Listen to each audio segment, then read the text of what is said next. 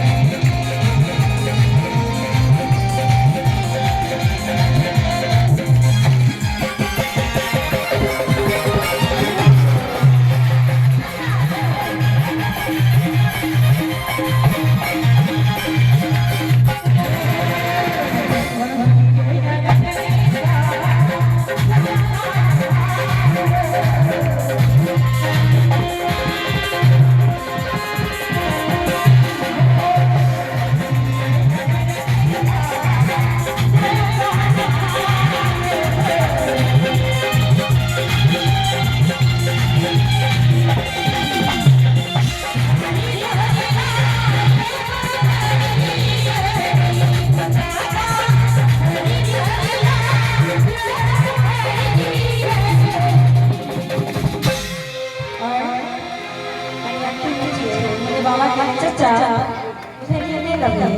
अब नहीं करेगा बोले वाला सब जगह अपने हाथ उठाओ अपने हाथ उठाओ और सब सब आवाज दीजिए ये बाबा ये भोला